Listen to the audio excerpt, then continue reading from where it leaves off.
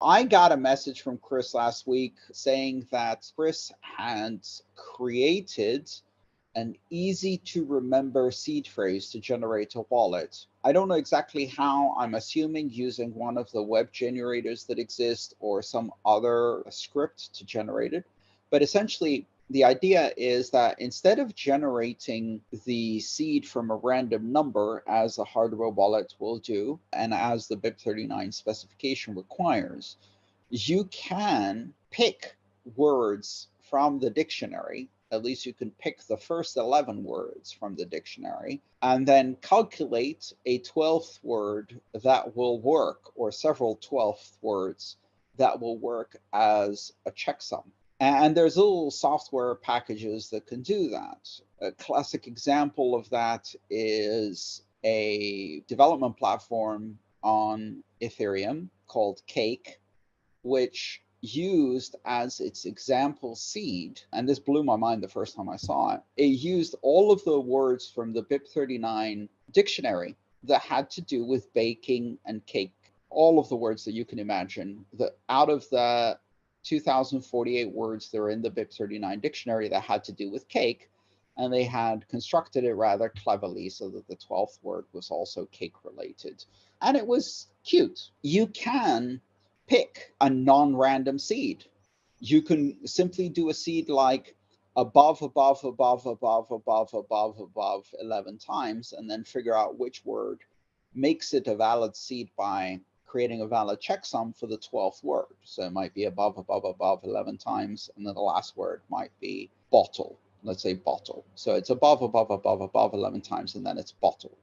And the last word has to be a checksum, a valid checksum, otherwise it's not a valid seed. Well, guess what happens if you do that? And Chris did that.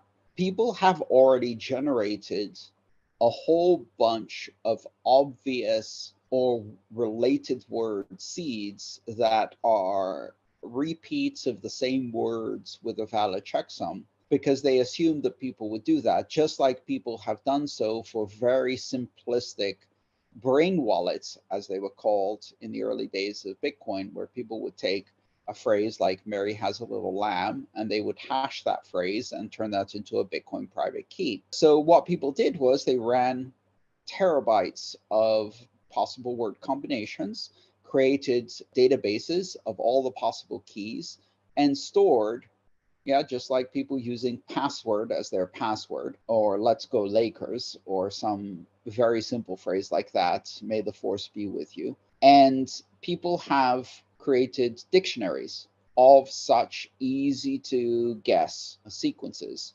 And the dictionaries are in databases that have the corresponding Bitcoin address and the corresponding private key pre-generated.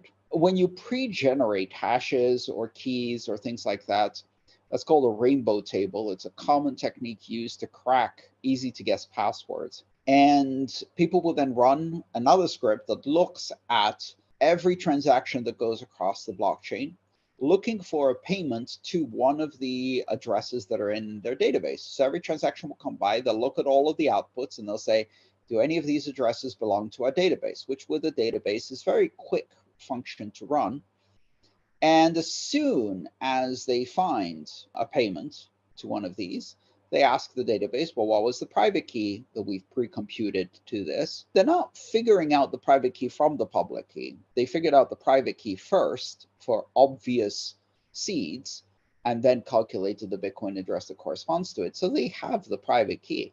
And then they immediately spend the money that was sent to that. It appears that Chris managed to fall into that trap, had a friend send an amount, which was not an insignificant amount, like $1. I always recommend sending an insignificant amount at first, although that's no guarantee, because these scammers are smart enough. They're not going to go and spend the moment you do $1. They're going to wait until you do a bigger one, and it will automatically swipe your money, which is exactly what happened in this case, and Chris lost some money from that. Do not generate seeds that are not random. I hope that was a good explanation. Very sorry to hear this, Chris. It sucks. Some of these lessons you unfortunately learn best the hard way. I hope that wasn't a life-altering amount for you. I hope you enjoyed that video. If you'd like to support me in my mission of educating people about Bitcoin and open blockchains all around the world and publishing free content under Creative Commons licenses, please consider subscribing to the channel, sharing this video, as well as supporting me on patreon.com/AANTONOP. Thank you.